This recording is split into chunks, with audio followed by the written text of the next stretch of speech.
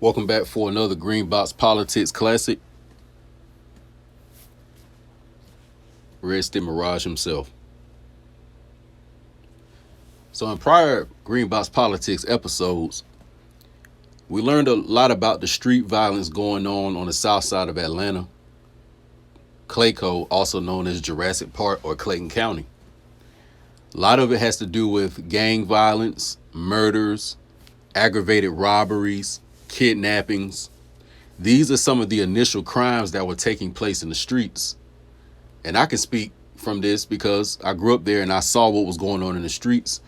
And the people that were in, let's say, middle school, high school, 20s, early 30s during that time period in the early 2000s, these were the people that were in the streets on the south side. So no matter if you were, let's say, from as young as probably 10 or 11 years old, all the way to as old as, let's say, your mid 30s, if you was in the streets on the south side during the early 2000s to the mid 2000s, late 2000s, then you can attest to a lot of this history.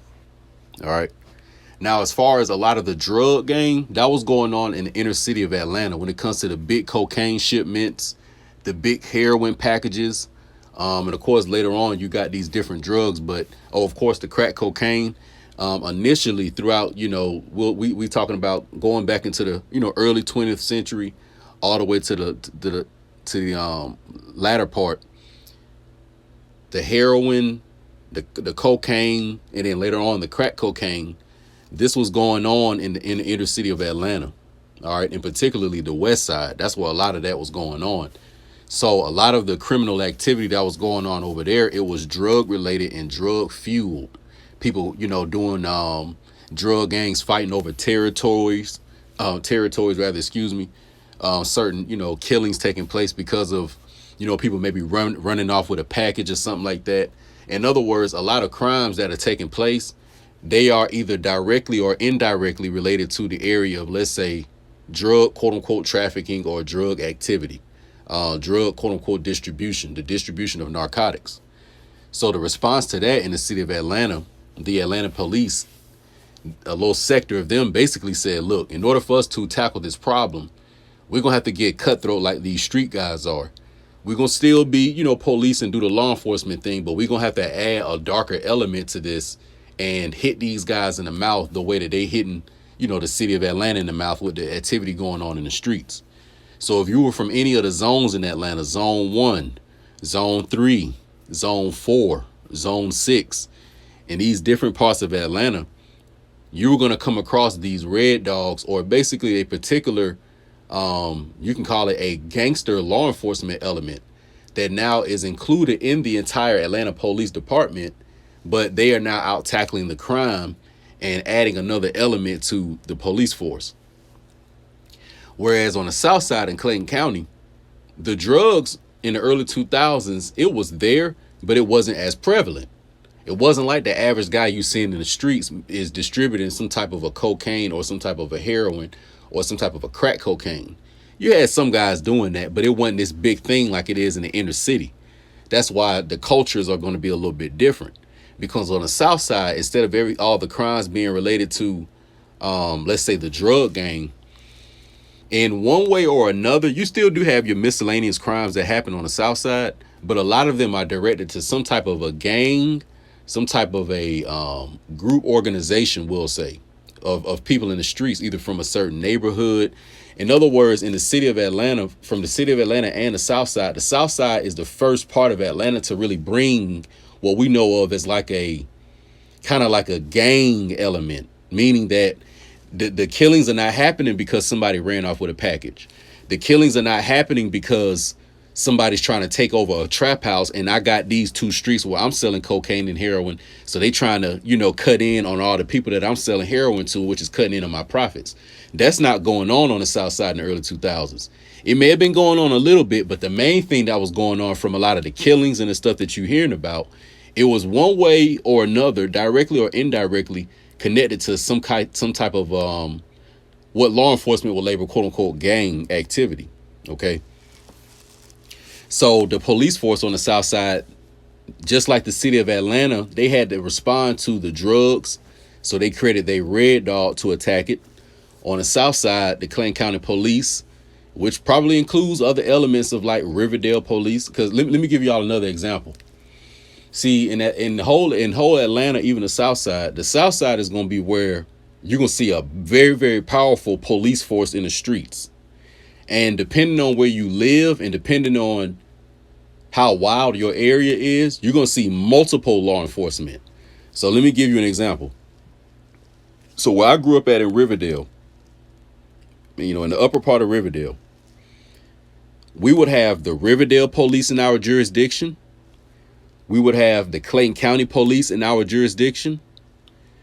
On certain far ends, we would have the Jonesboro Police in our jurisdiction. And then later on, we would have this COBRA unit in our jurisdiction. And when I'm saying jurisdiction, meaning our areas, like the area that, if you grew up on, like off of Highway 85, Valley Hill, Taylor Road, 138, Upper Riverdale Road, Riverdale Middle, Riverdale High, like Terra Boulevard on the other side, Flint River, Kendrick Road. Like if you grew up in that area, then you were going to basically have to battle 4 different police departments or police units, we'll say. Riverdale Police, Clayton County Police, Jonesboro Police, and then later on the COBRA unit. Now what the COBRA unit is it's a response to a lot of the crime that was going on the south side that was very specific and particular to the types of crimes that happen on the south side. Remember, in the city of Atlanta, it's the drug gang, the trap houses. On the south side, it's more so the gang violence and the killings and let's say the other crimes that are either loosely associated with that or closely associated with it. Yes, you do have drug activities going on, of course. I'm sure today in 2023, the drug part is much bigger. But I'm speaking on more so in like the early 2000s, which was what birthed everything going on today. So if you live in Clayton County right now, but you may have not grown up there, you may not know why the police force is so strong down there and why the police are so aggressive. I'm more so telling you the history of how it got like that in the late 90s, early 2000s. But the COBRA unit was a response to the 2004, 2005 gang activities going on the south side. So if you were a part of that, either directly or indirectly, you're going to remember what I was talking about because you ran across these COBRA unit in the streets. The COBRA unit basically was a part of the police force, but it was specific for the criminal activity that was happening with the gangs and certain murders and killings.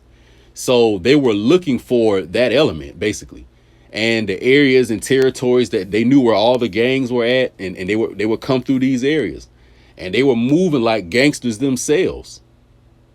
I'm talking about this is a certain part of the police force, the COBRA unit. They were moving like police, law enforcement gangsters, basically. Sometimes I would see them myself. And these guys would have on like black mask. And you would see them. So what I'm going to do right now is I'm going to read about the COBRA unit and give you all a little history of it. So you can see how law enforcement responded to a lot of the stuff going on. For another thing too, 2005 is, I would say, the top year that created all of what you know of as Southside street culture right now. I'm going to say that one more time. That 2004, 2005 era, that's the top era that created all of, like, we'll say, street gang culture, street culture that goes on in Clayton County in the South Side right now. Because all before that, people wanted to be from Atlanta. People were trying to claim Zone 3 and stuff like that. I never claimed Zone 3 because I'm not from Zone 3. You know what I'm saying? I'm from Clayco. So the culture that had to be specific for Clayco, where did it come from? How old is it? Where did it start? And it started during this era. All right. So as it's going to unfold, as we go deeper into green box politics, a lot of the stories that I'm giving you all, it comes from that era, because that's the era where I was coming up, when I was in middle school and high school, and when I was deep in the streets, when I was contributing to that in a negative way. I got my own dark side too. So this is, the history also of how I got to be how I am today as a grown man. This is a lot of stuff that made me up, a lot of my experiences.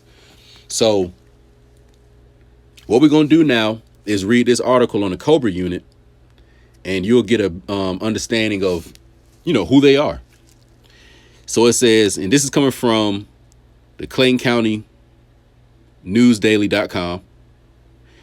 Cobras to Bite Back, May 4th, 2005, by Justin Boron and Ed Brock. Clayton County Sheriff Victor Hill on Wednesday said his drug and gang squad, the COBRA unit, will, quote, strike crime with the venom of justice, end quote, in a community that has suffered from a spate of recent violence and killings. Freshly outfitted in black uniforms and gold badges, the COBRA unit, a new law enforcement arm in the sheriff's office, was on display Wednesday morning during its official introduction to the public. The occasion also encapsulated Hill's broader intention to steer his department toward crime fighting in the county.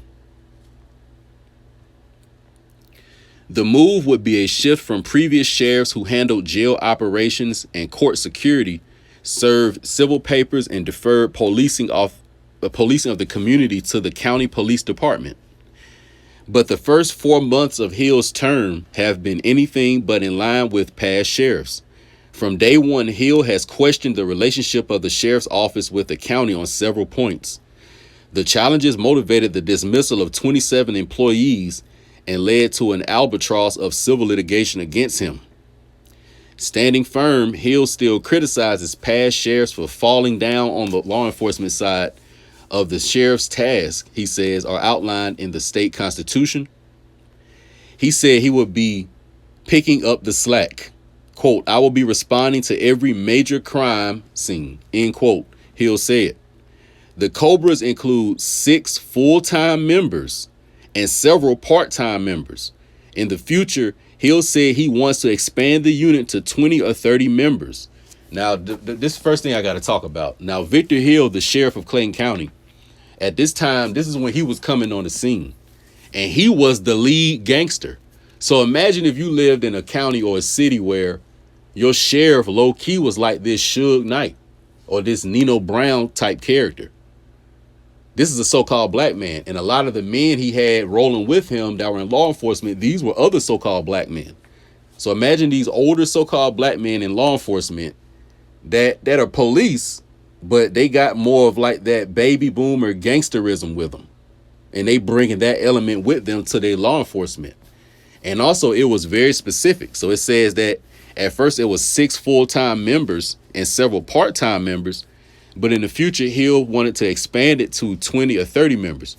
Trust me, he did that, because we're going to do another video on Victor Hill, because anybody from the South Side and they from the streets, whether back then or now, you know about Victor Hill because you came across him either directly or indirectly. And if you felt the wrath of Victor Hill, then you already know what time it is. I know I have. Clayton County stayed coming through our neighborhood. They stayed zooming through Mountain Pass, zooming through Sandpiper, zooming through Kendrick Road, Flint River, Taylor Road, just stalking us. Riverdale police just pulling up. A lot of the guys, they knew him by name. You know what I'm saying? The boy Red Stick, he grew up with me in the same hood. Them folks knew him by name, because we were making so much noise in the streets. So they now starting to do like the city of Atlanta. They starting to adjust to the streets on the South Side and the culture of it. And they add in their law enforcement, I guess, gangsterism to it. All right. So that's how they were coming. You know what I'm saying? That's exactly how they were coming. It says Lieutenant Ron Gardner, the unit's commander, said the Cobras made 47 street-level drug arrests in April. Hill also used the news conference to announce his acceptance of an invitation to join a new county gang task force spearheaded by County Commission Chairman Eldrin Bell. He said he didn't form the unit to compete with the county's task force. Quote, this unit was conceived long before the task force, Hill said, adding that the COBRA unit was formed in January shortly after he took office to complement existing police forces, which often are waylaid responding to 911 calls. So remember, when Victor Hill took office as the new sheriff in Clayton County, it's around 2005, he brought in his own style of law enforcement. And the COBRA unit was shortly created after his, I guess, inauguration as the sheriff of Clayton County. So this is when the streets in Clayton County were going to get ready to change. They were going to get ready to change big time. And what happens is that with the law enforcement change in the streets, what that forced a lot of the people in the streets to do in Clayton County is to get more grisly, to get more demonic, to get darker. So now the gangs, they start to mutate and they start to evolve into something totally different. Because remember, what I'm talking about, my era when I came up in my youth and teens, this is like 2004, 2005. So what the streets are on the south side now in 2023 is totally different. Because now we post the blood wave over Atlanta. When the blood wave hit Atlanta real hard around that 2009, 2010, 2011, 2012, 13, 14, when that blood wave hit the city, you know what I'm saying? Like the boy B. Smeezy said, like how they painted the city red. Like that morphed and changed the south side. You know what I'm saying? It turned it into like this bigger type of monster. Okay. So that's helping you understand a little bit about that dark occult side of the streets on the south side. Because not everybody that lives in Clayton County may see this element. You know, Clayton County, basically, it has parts that is suburbs, where it's homes and neighborhoods. You have duplexes, condos. You'll have lower income apartments. You know what I'm saying? And shit, up certain parts of 85, it's some trailer parks where some of the Caucasians people stay at. So it's not like it's this affluent area like a Buckhead. Just because you see homes, you know, they nice, they decent, but the type of element that's there, it's not a Cobb County, basically, is what I'm saying. You know, like Clayton County, that element is different from like Henry County. Henry County, that's something totally different. You know what I'm saying? So I'm saying that to say, you know, just helping you get a little more background on what's going on in the streets and how it got to be the way it is. All right. So ultimately, that's just some background information on the COBRA unit, which is basically a wing of the sheriff's office under Victor Hill, the top gangster really of the streets of Clayton County. Everybody in the streets, they'll let you know that. You know what I'm saying? The real top gangster, it was Victor Hill. He was putting, you know, belt the ass of everybody. That's a fact. You know what I'm saying? And, you know, in our next production, when we talk about Victor Hill, we'll talk about his chair. You know, like I say, he was literally putting belt to ass. Like, you know, and that's why we'll learn about how his downfall came about. But that's the Green Box Politics Classics. Stay tuned for the next one. I'm out.